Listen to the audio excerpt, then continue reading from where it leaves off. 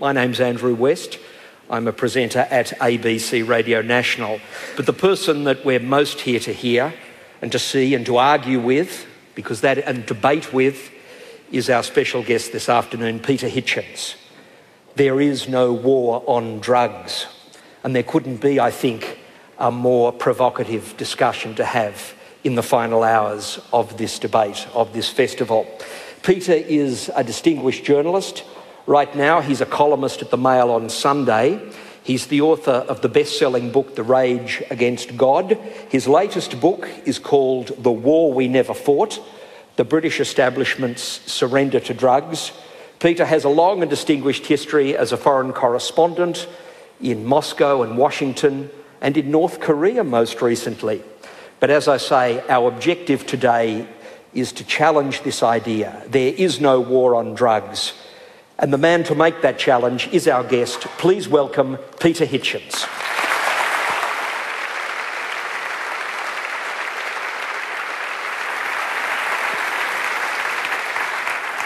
I should make it clear here, I didn't actually live in North Korea, and I don't live there now, though I may choose to do so after this afternoon's session. What is a dangerous idea?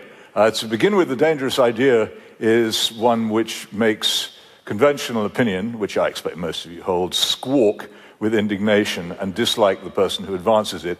If it doesn't do those things, it isn't dangerous in the first place. For instance, saying the F word on stage is now so conventional that it seems to me to be the opposite of shocking. Being in favor of same-sex marriage is so conventional that it's dull. But saying, as I do, that there is no such thing as a war against drugs is anything but dull, because immediately swarms of persons descend on me, shouting rude things at me and telling me that I'm an evil person. Some of you will have the opportunity to do that later on. But first of all, you're going to be asking me questions later, but I would like to ask you a couple of questions, first of all. To begin with, is there anybody here who has a totally closed mind? If so, will you please raise your hand? Right, okay, well, the rest of you are going to have to prove that. The other question is this: how many of you sitting here have at any time in your life taken an illegal drug? Please raise your hands. It seems to me that my proposition is carried nem con in any case. If there were a war against drugs, first of all, you wouldn't have done it, and secondly, you wouldn't dare own up to it. But let's move on a little further. A very evil and wicked and selfish campaign is currently being waged with a great deal of powerful money behind it, which, if it concerned fair trade coffee or sweatshop trainers, would probably energize all of you in an enraged campaign against it. But because it's to do with the legalization or decriminalization or so-called regulation of mind-altering drugs, somehow or other, this evil, greedy, and cupidous, and how shall I put this, commercially and governmentally greedy campaign has very, very widespread support among the very people who look down on fast food chains and on all the other excrescences of aggressive global capitalism, and yet this is one of them. Why is that? Why is it that so many people are now captivated by the idea that the legalization or decriminalization of mind-altering drugs would be a good thing? Well, let's begin with the problem which I have first of all addressed here, which is the belief, which is very widely held, that there is somehow a wicked war on drugs, often characterized as prohibition, which is cruel and draconian and ruins many lives unnecessarily. The reason why I wrote my book was because this seemed to me to be a severe anomaly. Huge numbers of people whom I knew allow their children to take these illegal drugs. The main growth industry of my otherwise economically and industrially decrepit country is cannabis farming. I'm not making this up. It is an enormous growth industry, and every single city in Britain has an enormous number of cannabis farms, hydroponically grown, which the police cannot keep up with. Under those circumstances, how could one believe that there was a war against drugs? Then I began to look into the procedures in my own country, which had been adopted by the government and by the police and by the criminal justice system to deal with the possession of illegal drugs. And I found, it will obviously be different in Australia, but I found what had happened was this, that the authorities had maintained, on paper, laws which officially said that the possession of these drugs was illegal and carried certain quite severe penalties. But in fact, these penalties were very rarely imposed, and that the police had almost entirely given up pursuing people for possessing these drugs. It's reached the stage where, for instance, at major rock festivals in Britain, or in the Notting Hill Carnival, which takes place in the centre of London for 2 days at the end of every summer, people can quite openly smoke dope and nothing will happen to them, even though police officers are standing a few feet away, or meters, as I believe you call them here. How was it that if these things were true, how was it that it could possibly show that there was a war against drugs? And then it occurred to me there was something very odd going on, because government propaganda would ceaselessly say that drugs were wicked and evil, and a great deal of concentration would be placed upon supposedly pursuing the evil dealers and the evil traffickers in these drugs. And yet when the drugs were actually sold and consumed, nothing happened. Isn't this odd? Now, what is it that makes these dealers evil? If they were trafficking in soap or scented candles, then there wouldn't really be any great difficulty, would there? The reason why the traffic is supposedly evil is because of the nature of the product which they're trafficking in. But when does the nature of the product become obvious? When does it actually do the bad things which we believe it does? When it is used. So why is it that the law looks on trafficking and sale as deeply evil and something to be pursued, so that we send naval vessels and special forces to Central America to try and interdict supply, while we do nothing whatever at all to interdict demand? It doesn't make sense. When I examined the whole history of the legal position and the political position in my own country, what I found was that there had been a definite and clearly made decision by the British elite that this is what they would do, that they would pretend, mainly so that they could abide by international treaties, they would pretend to maintain laws against drugs, and also so that they could appease and reassure the remaining conservative voters, of whom there were quite large numbers, that something was being done, while in practice abandoning any attempt to interdict demand. And it is obviously futile, if you wish to prevent the spread and use of something, to interdict supply and to do nothing about demand, for demand will grow and it will drive supply. So the idea of prohibition is itself therefore unsustainable. It's factually not the case. There is no such thing. As I say, you've demonstrated here already. So why should we then care? And I think there's a very powerful reason why we should care. And I doubt whether many of you will want to buy my book after I've read this. People seldom do after they've heard me speak. But I would like to recommend to all of you another book, which probably isn't on sale here today, which you can very easily obtain, written by my good friend Patrick Cockburn, perhaps the greatest foreign correspondent of our time.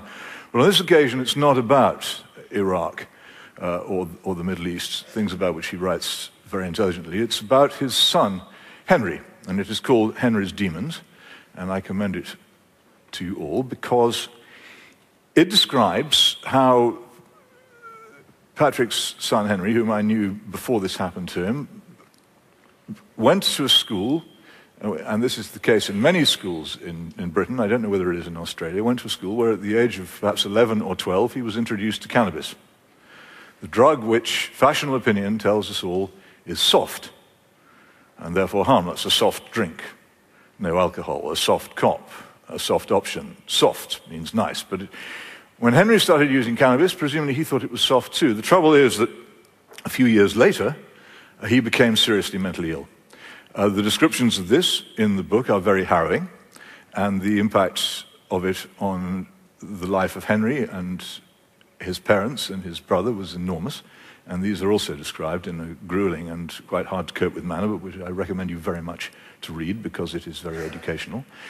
And after Patrick wrote his book, what he found, and since I've raised this subject, I found it too, was very large numbers of his acquaintances who previously never said this to him, said something very similar had happened to children of theirs.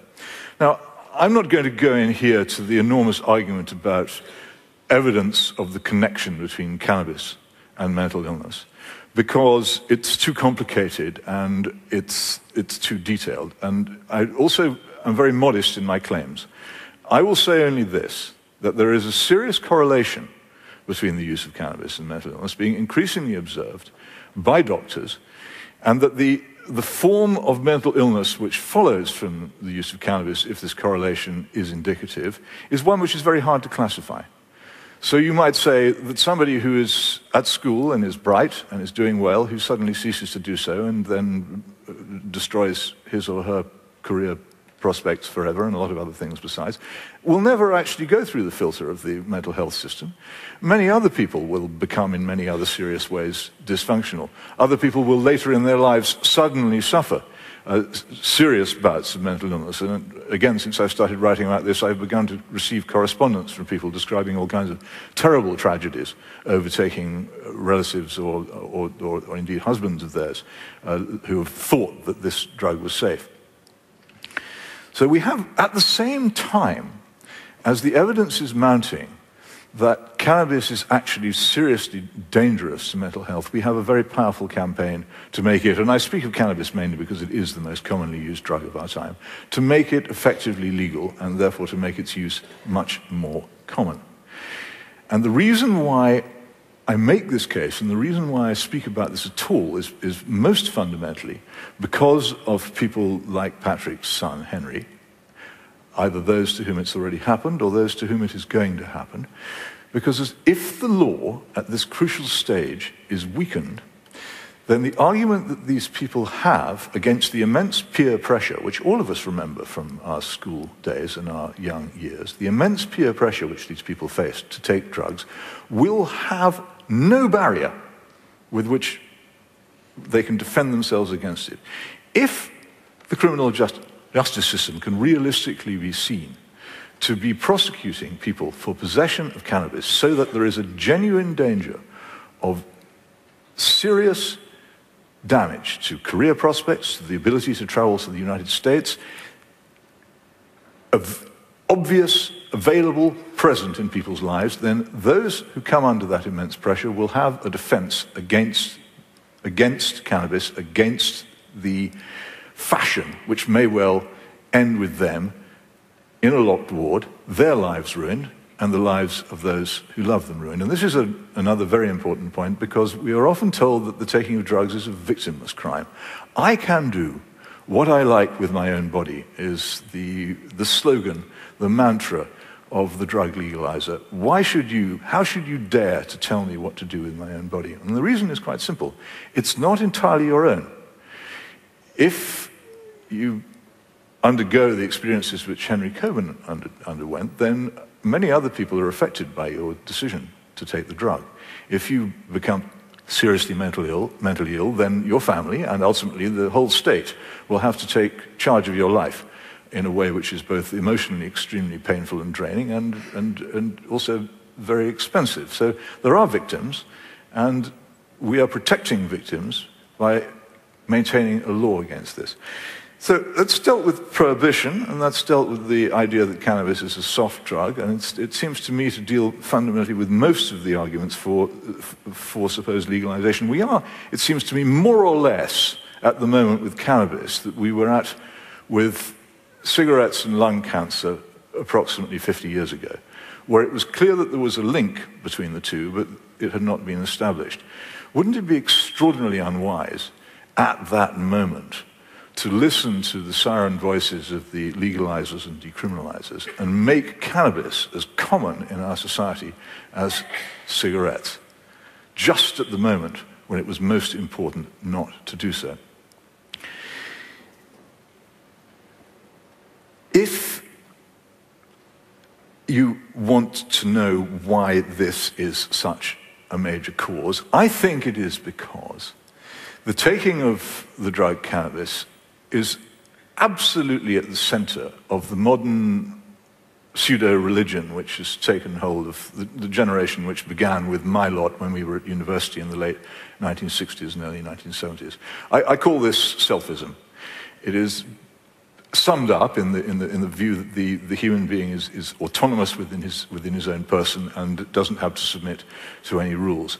There was something about cannabis, the ritual of the shared joint, something about the adventure, the breach of law, the breach of convention, the defiance of the suburban moral system, which made the taking of cannabis absolutely central to the Cultural Revolution, which has overtaken so much of the Western world.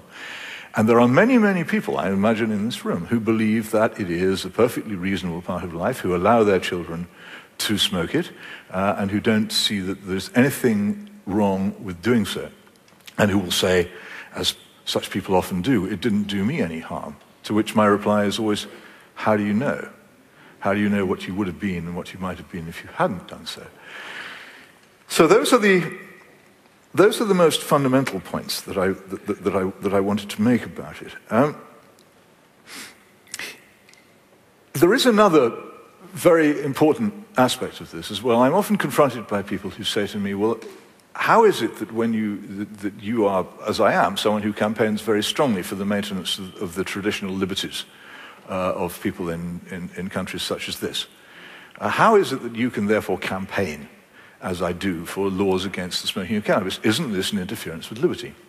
I would say absolutely the contrary. The freedom to stupefy yourself simply is not comparable with the great freedoms of thought, speech, and assembly. It doesn't have the same character. Worse, the freedom to stupefy yourself, which in my view is increasingly, if not exactly encouraged, not discouraged by government, has a very important second aspect. Aldous Huxley, in his great book, Brave New World, which I think increasingly turns out to have been a more accurate prophecy of the future than George Orwell's 1984, warned clearly in his depiction of the drug soma of a thing which he later described as his great fear, that the people of the world would come to love their own servitude.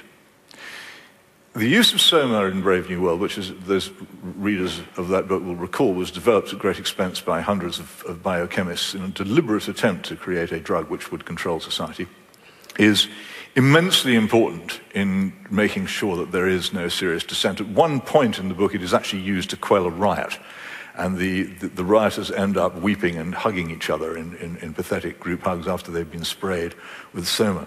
It seems to me to be a very, very good illustration of the effect of widespread drug use in society, and it deals also with a parallel development which has gone with the desire to legalize illegal drugs, which has been the very strongly increased use in our society of legal mind-altering drugs. And I think particularly of two categories. One, antidepressants, and the other, the pills which are increasingly given, Ritalin, Adderall, and so forth, to children in schools who are diagnosed with the mythical complaint ADHD. I'm glad you like that. The whole approach of our society is increasingly, and let's just move on for a second from ADHD to its companion complaint, which is called oppositional defiant disorder, ODD. I personally have suffered from this since the moment I emerged from the womb. And it is alarming to me, since I discovered the existence of ODD, that had I grown up and indeed, had my late brother grown up in the society in which we now live, it's not entirely impossible that some genius might have thought that both of us would have benefited from a little course of Ritalin or Adderall to control our ODD. And this seems to me to be an immensely sinister development, and one which people should be much, much more angry about. So, there is no such thing as prohibition. There is no war against drugs.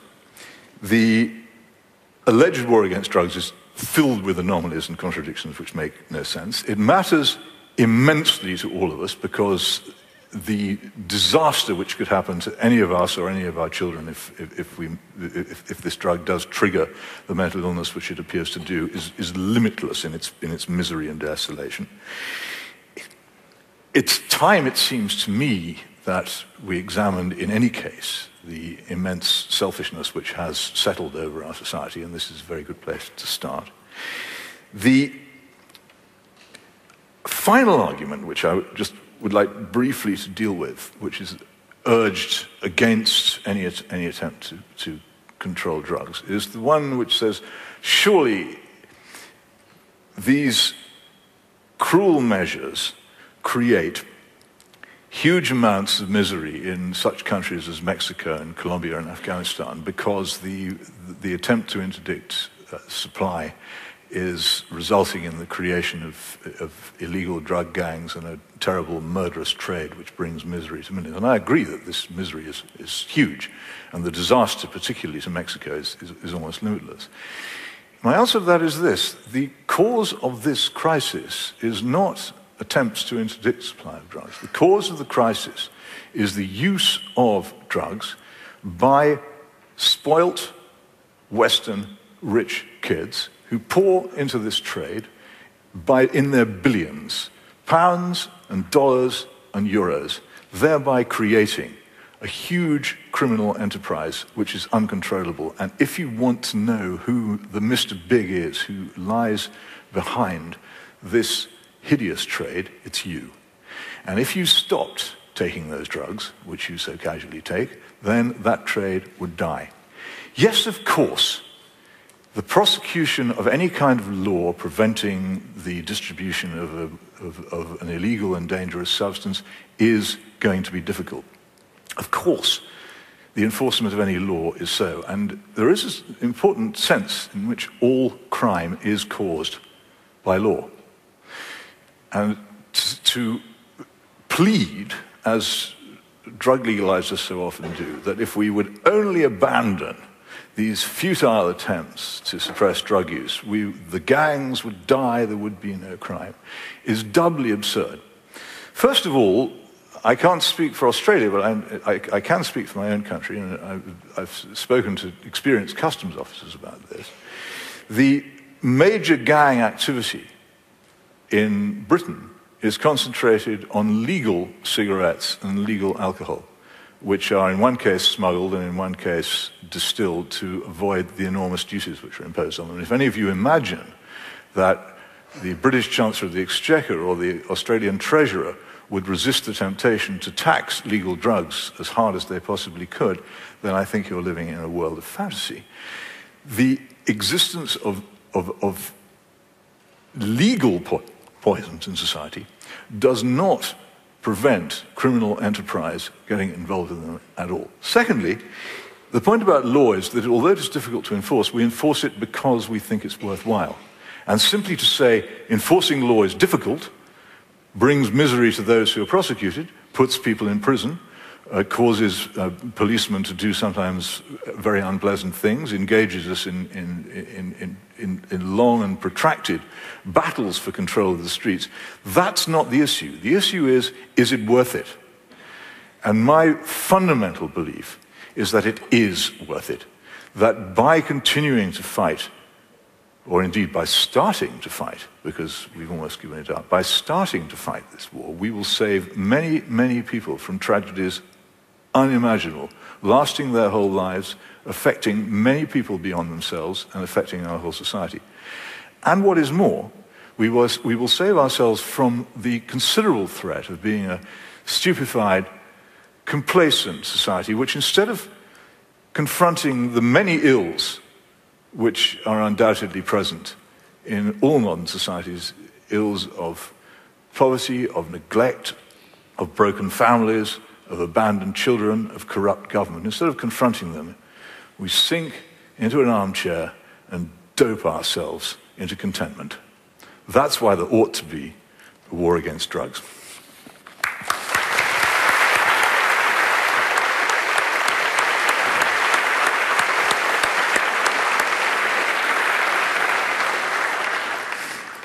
All right, now, Peter, you're being far too modest.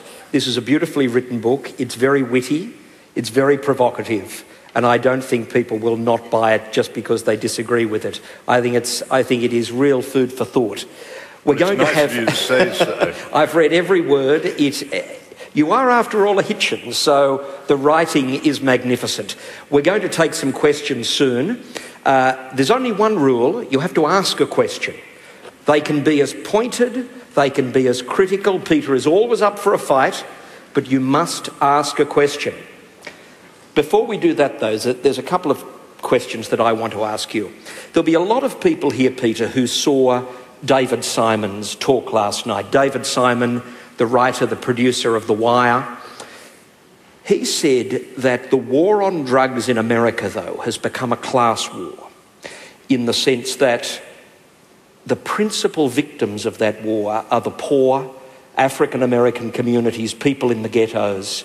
They are being jailed where, for example, you know, the cocaine users on Wall Street, they get away with it because partly it's a matter of class, partly it's a matter of crack cocaine being prosecuted in a different way. I mean, how do you address that point? Oh, easily. I mean, it's not an argument against prosecuting people for possessing illegal drugs. I'm an equal opportunity prosecutor, an equal opportunity incarcerator. If you take drugs, I don't care who you are. If you're caught in possession of an illegal drug, you should be prosecuted for it. Be ye never so high, be ye never so rich, be ye never so white. I don't think that criticizing the American state for, I simply can't answer the charge because I don't have the details to hand, but assuming the charge is true, criticizing the American state for failing to prosecute enough people is an argument against prosecuting anybody. It's an argument for prosecuting more equally. And I'm all in favor of the law being above everybody. And as I said, it isn't an argument against the principle of using the law to prevent people from doing something stupid and dangerous.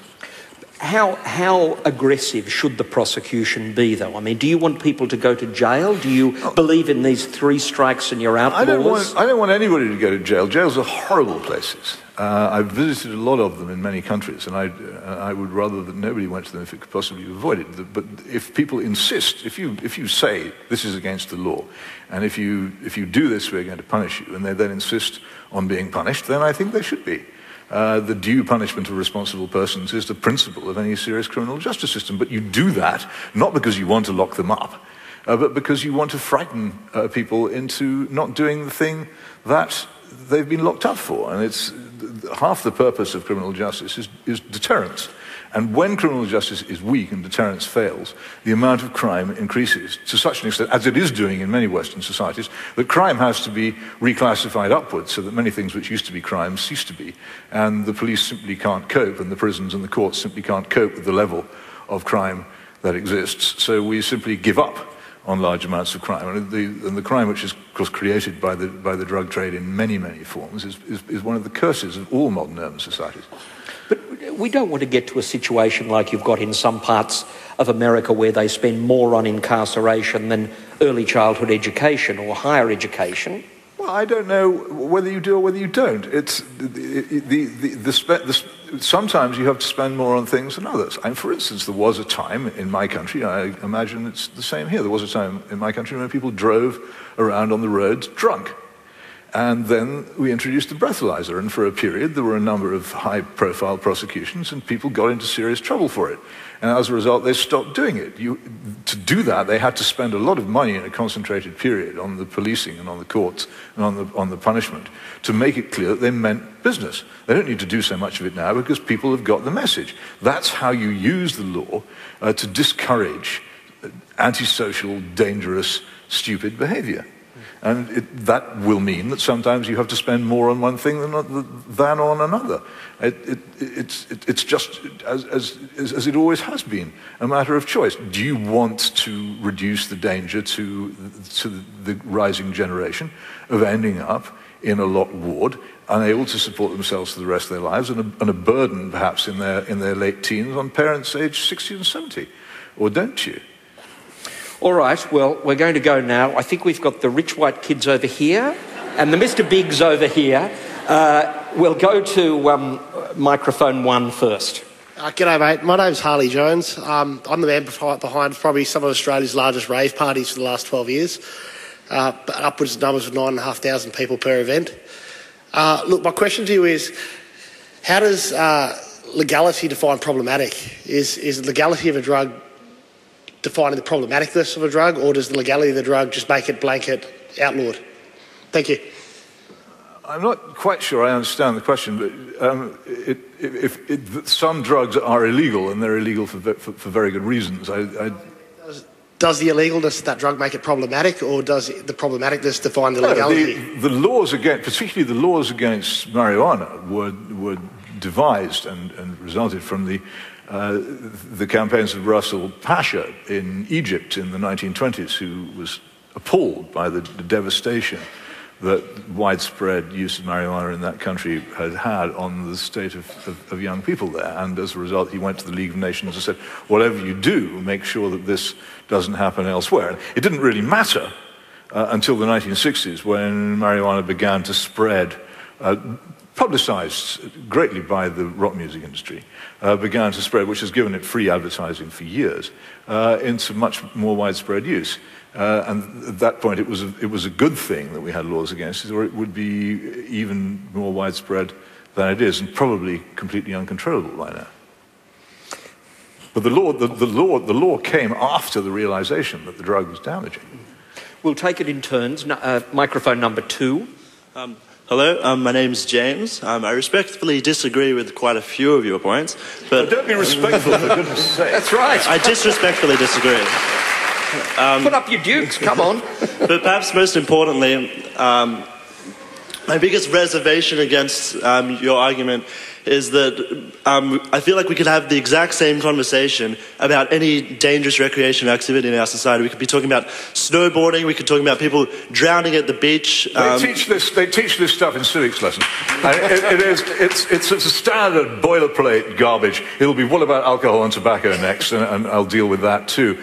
Look, if you undertake a dangerous activity such as rock climbing or riding horses, you take quite serious precautions against the danger of it. You learn how to do it well. In the course of learning how to do it well, you become a better person.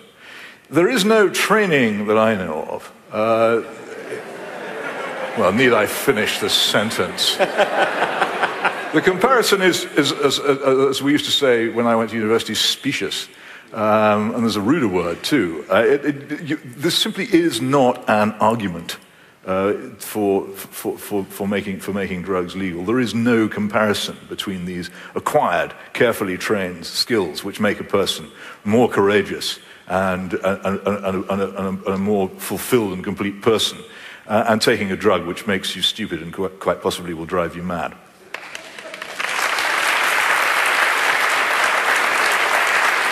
You can have a follow-up. But the difference is that with other dangerous activities, perhaps education, as you quite rightly point out, is the strategy used for harm reduction rather than criminalization. Why wouldn't education be a better strategy for drugs? Well, we have it.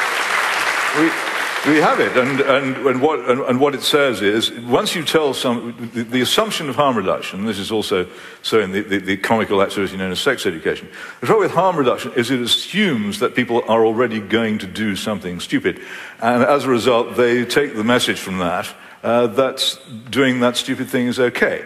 And what's actually been achieved by the harm reduction so-called education is the increasing mainstreaming of what had previously been an illegal, frowned-on activity. This is propaganda. It doesn't actually put people off taking it. There is no safe way of taking a mind-altering drug. You might not be the person who ends up in the locked ward, but you might be. It's just any more than there's any safe way of playing Russian roulette. You might be the person who gets the empty chamber, but you might not be. There is no safe way. The only sensible advice to give to somebody proposing to play a game of Russian roulette is, don't do it. Microphone 1. Hi. Your definition of drugs is obviously a very umbrella term, which includes quite a diverse range of products, from cannabis to pharmaceuticals to kind of cocaine and so forth. What I'm fundamentally most interested in, though, is why do you subscribe to the accepted notion that reality as we currently experience it is the kind of only, the be-all and end-all of a human's experience, and there is no benefit to be had from the epiphanies, the insights, the experiences that can be gained from mind-altering drugs?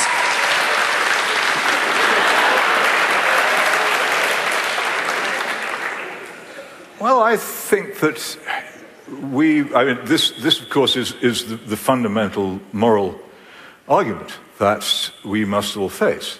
And for me it's very simple, because I believe that I'm a created being given certain faculties which have been given to me to be used, and I have senses of immense power and immense intricacy. I'm fearfully and wonderfully made to be able to see, hear, smell and understand without needing in any way to befuddle my mind with clouds of smoke or chemicals.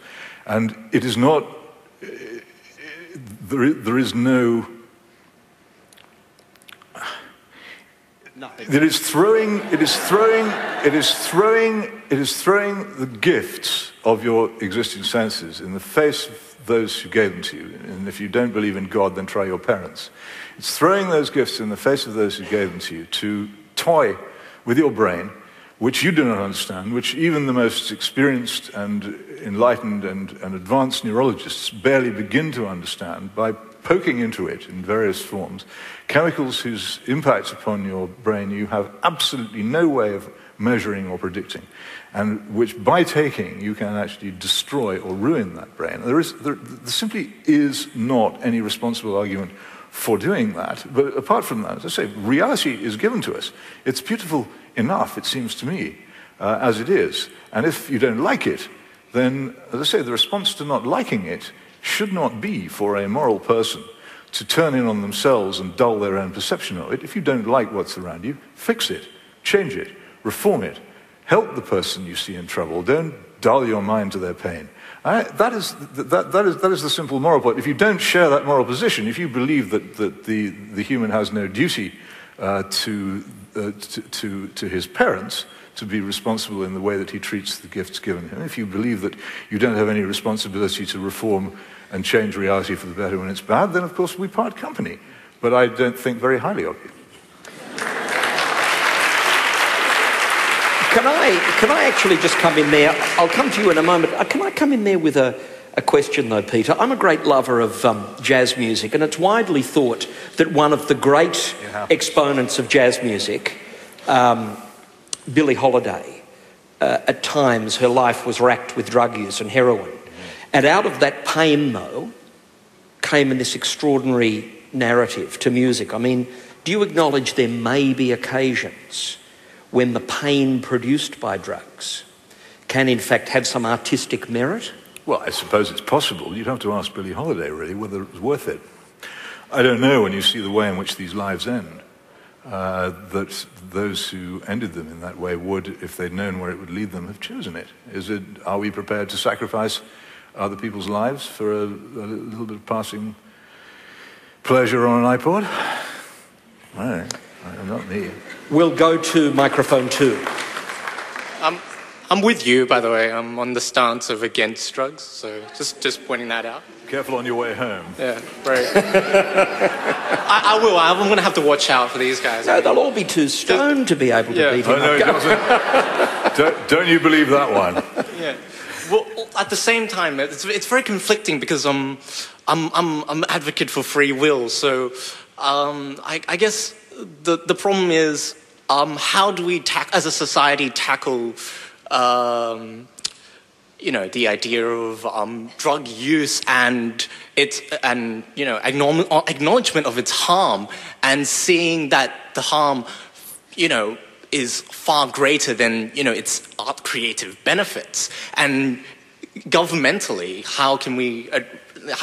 there's no legislation, as you said. It's too hard to regulate, and drugs formulas are changing so quickly that you know, it's pretty much impossible to keep up with it. Well, this is an interesting separate issue. And one of the things, again, it may be happening here, it's certainly happening in Britain. The increasing use of mind-altering drugs has led to a change in the way in which people drink alcohol, so that a large number of people, particularly young people in modern Britain, now drink solely to get drunk in a way which was largely unknown 20 or 30 years ago. And once you have established in society, once you have it is an absolute measurable change. And if you visit the city centres of Britain on a Friday or Saturday night, now you can see it. And nobody who lived there would deny it. Well, you can see it here too. Well, I don't know about here. I can't speak for here because I don't live here, but I wouldn't be a bit surprised. But the point about it is that once you have allowed into society the idea that self-stupefaction is okay, then you unleash huge numbers of probably uncontrollable forces, these supposed legal highs and all the other things. Unless you are sending a very, very powerful signal, especially to the young, that deters them from doing this at all, it will become very, very common. I would love a society ruled entirely by conscience. If I were a utopian, which I'm not, that would be what I desire. But because I'm not a utopian, I know that it's not possible. People's consciences fail them. All of us have consciences which fail us if we acknowledge that we have consciences at all. That's where law comes in. I would love it if we didn't need to have these tedious laws and to prosecute people or to put people in prison. But where law has failed, where morality has failed, law must become strong. And our society is bringing this upon itself. It must choose. Either it takes steps to control this, or we will find. The Anglosphere countries are immense triumphs of civilization. They're almost unique in human history in having ordered liberty and prosperity on a level previously unknown in human civilization. And hang on a second. And we see the alternative to this in China, which I fear very much is the future, which has no liberty at all, but has a sort of prosperity. But this has been reached largely as a result of having a culture of considerable self-restraint. And if you throw that culture of self-restraint away, and drugs are very important in getting rid of the culture of self-restraint, if you throw that away, do you really think that the society of ordered liberty and prosperity will survive? It's a ticket to the third world. Imagine if drug use were effectively legal and widespread, how many occupations would have to be beset by incessant testing? You couldn't rely on your children's school bus driver not being stoned. You couldn't rely on the surgeon who was going to perform your operation or your airline pilot not being stoned unless everybody was being submitted constantly to compulsory drug testing. That is the consequence of this sort of collapse of moral restraint. You place immense chains on yourself. The less of this we have, the better. But at the moment, if we're to prevent this becoming general, we have to mount a legal fight against it. Having said that, it's easier said than done, encouraging a culture to practice discipline and self-restraint. Of course it is, but nothing worth doing is easy. Mr. Hitchens, as a polemicist, you're clearly inspired by faith and not evidence. In Holland, where cannabis taking in particular and other drug use is generally accepted, there's no higher instance of drug taking than the average throughout Europe. In Portugal, they've had decriminalisation for 10 years, aligned with social programs and health programs, and they've seen a decrease in drug use. They've seen a decrease in the negative health outcomes. They've seen a decrease in the crime, the associated crime that goes along with drug addiction, and a decrease in the prison population. Uruguay has recently legalised cannabis. They've set the price of it to be the same as the previous street-level price to dissuade the gangs. The evidence is out there. It has been for many years, and there's increasing evidence coming. Will you not look at the evidence and accept that position?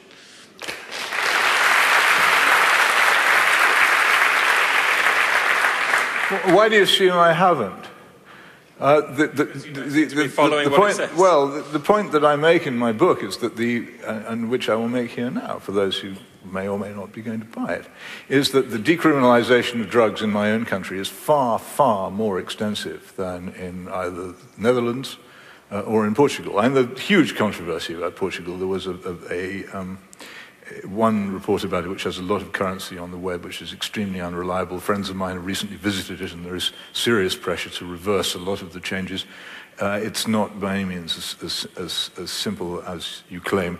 What is going on in Uruguay has yet to be tested. It's, of course, as I say again, all crimes caused by law. You can avoid all kinds of problems by not attempting to enforce the law, but then what about the other things which happen as a result? But those crimes in Portugal have gone down. For instance, the petty theft crimes, the mugging, etc. They've seen significant reduction.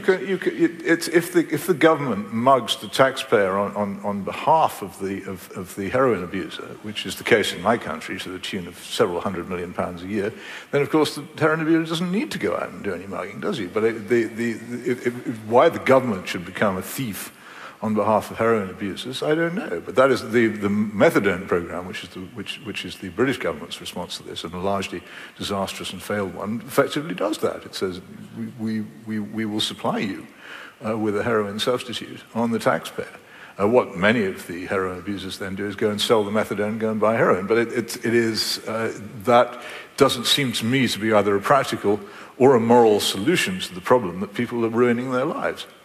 Do you want them to ruin their lives or don't you? I don't want them to. You don't seem to care much.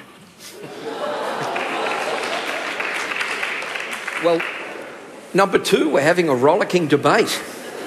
Hello, my name's Sam. I just wanted to ask you about the alcohol problem, which you say is so easy to address. My brother works in mental health, and everything that he deals with is a result of alcohol abuse. I understand that there is, a symptom of taking something could be abuse of that fact, but surely I don't understand how you can argue completely against, so prohibition instead of education, because alcohol consumption isn't always the problem, it's the abuse of that through lack of education and measures to help. I'm just confused as how you can say it'd be such an easy thing to solve. Let me deconfuse you. If alcohol were now at the level of use in our society that cannabis was, and were as new to our society as marijuana is, I think most people in this room would be in favor of banning it. It's only because it's been in use in our civilization for thousands of years, as part of our culture, is widely accepted, that we put up with it.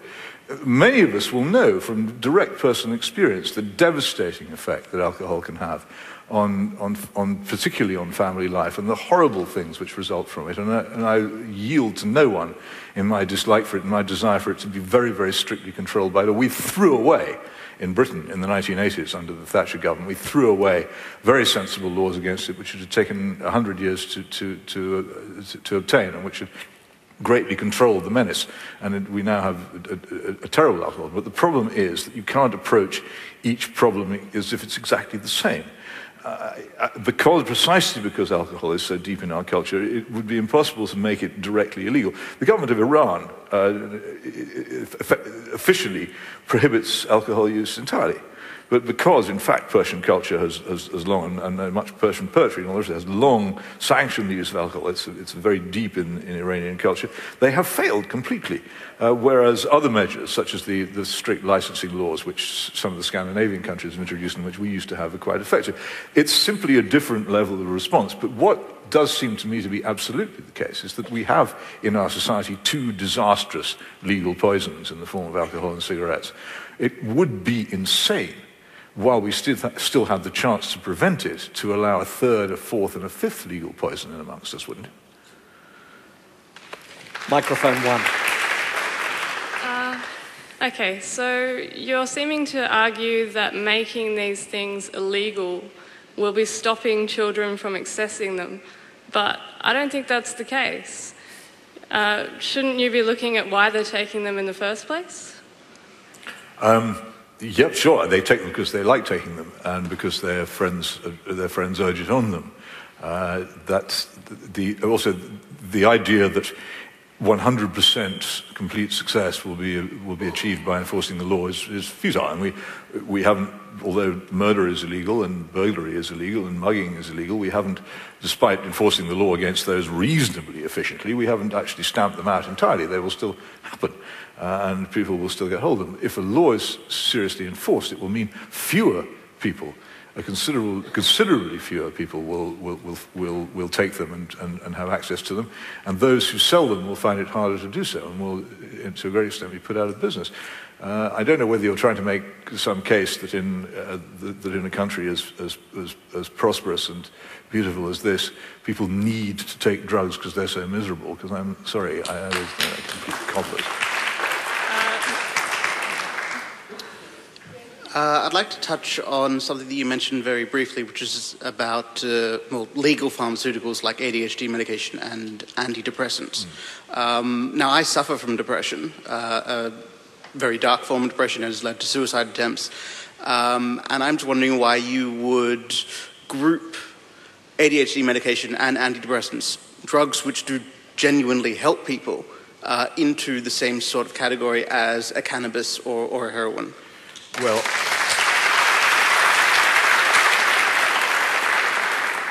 because they don't, I can recommend to anybody here, and you can take this down slowly, there are 2 articles by Marcia Angel, that's A-N-G-E-L-L, in the New York Review of Books, which are available on the web, which describe in detail, by reviewing serious books on the subject, how.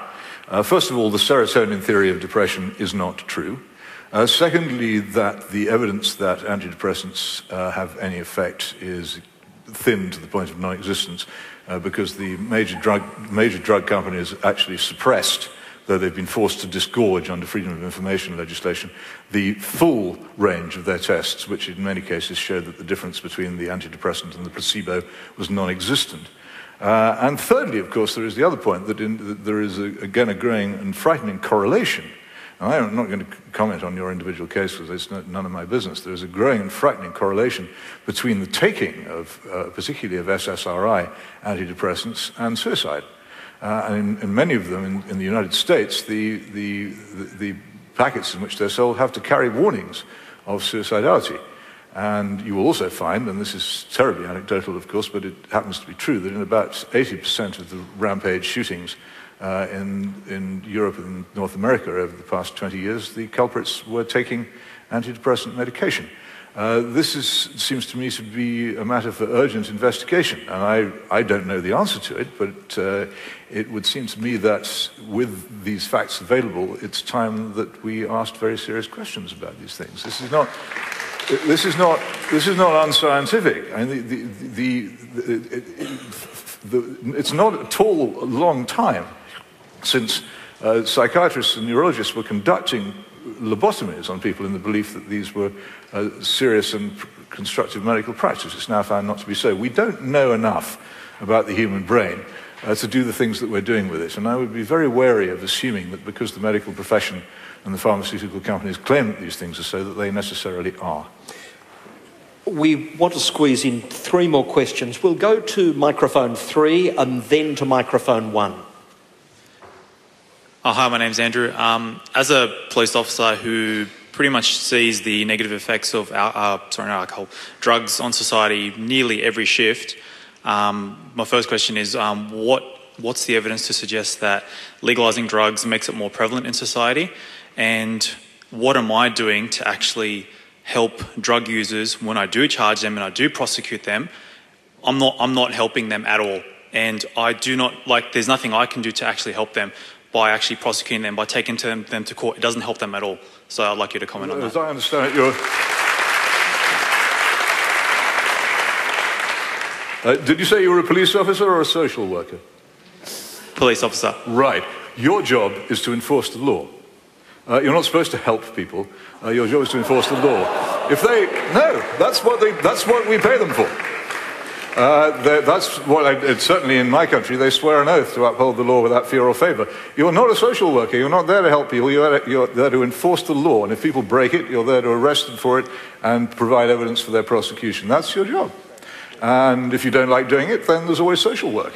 It definitely is my job, but by doing what I do, and I have no shame in doing what I do because it is my job, I have to uphold the law and all that, it doesn't help the individual. You're not ashamed of it, no. No, well, the thing is, I see drugs all the time. I see the effects of drugs all the time.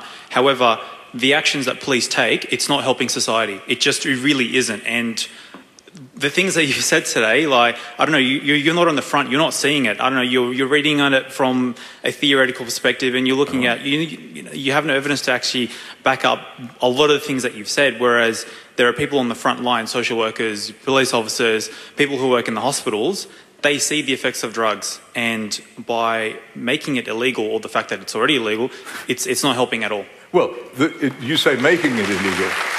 I don't know why you're applauding that.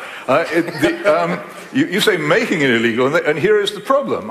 So I don't know the detailed arrangements by which this will happen in Australia, but I'm sure it does happen. I doubt very much whether your force or your courts or your prosecutors have enforced the law against marijuana possession in any serious fashion for about 30 years. And no wonder, if you do that, that you have an awful lot of people roaming around the streets with drug problems. The decision has been taken, usually by politicians, to allow this to happen, and ultimately a police officer knows that he's wasting his time arresting somebody who's not going to be seriously prosecuted and not going to be seriously penalized, so the police withdraw from the issue. And that's where you are. You talk quite rightly about if we're going to have a law, because effectively, if a law is not enforced, you don't have it.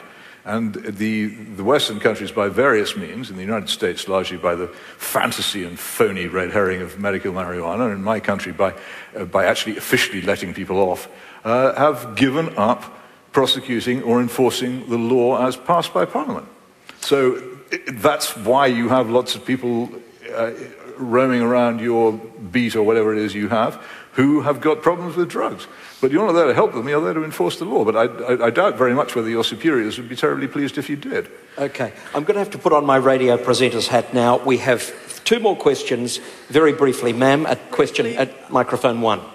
I'm an obstetrician gynecologist practicing in Sydney for over 30 years. I'd like to support your war on drugs and know that it does make a difference if we can keep it illegal, because it does visually, it affects their abstract thinking on the long term, and there are genetic studies that have shown that certain people with certain gene problems have a high risk of depression, so in the future they'll be coming to that, where they'll be discovering more things about the connection, because the brain development, especially when the baby's forming, it blunts the astrocytes.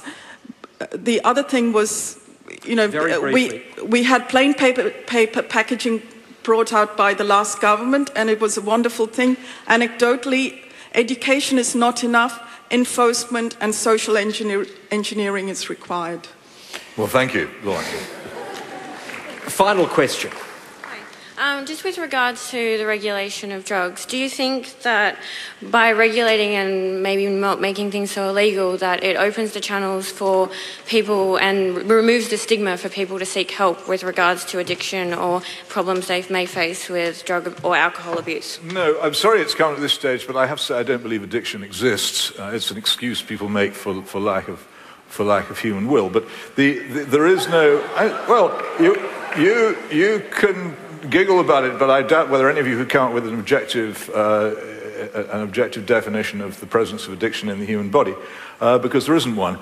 And once you've reached that point, you begin to realize what this is. It's a philosophical concept designed to relieve people of responsibility. I see absolutely no sign whatsoever that the current state of the law prevents anybody who wants to seek what's called help from getting it.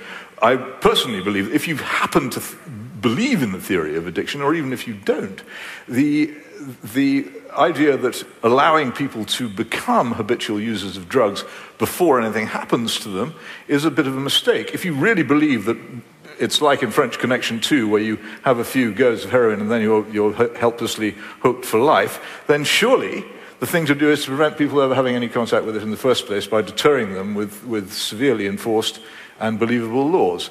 But no, the current state of the law, unless I'm much mistaken in this country, certainly in mine, is that there is no attempt whatever made to make legal trouble for people caught in possession of heroin. In fact, there's a famous, supposed alleged rock star in Britain called Pete Doherty, who a couple of years ago was found in a courthouse having just been in court for possession of heroin, with several wraps of heroin in his coat pocket, which fell to the floor of the courthouse and were observed by a security officer, and he walked free from the building. So there is no, even we're always told that we're going to leave off the soft drugs to free up the police, as it's always free. Why don't they free them down to pursue heroin abuse? They don't do that either. There is no legal deterrence for people to seek help.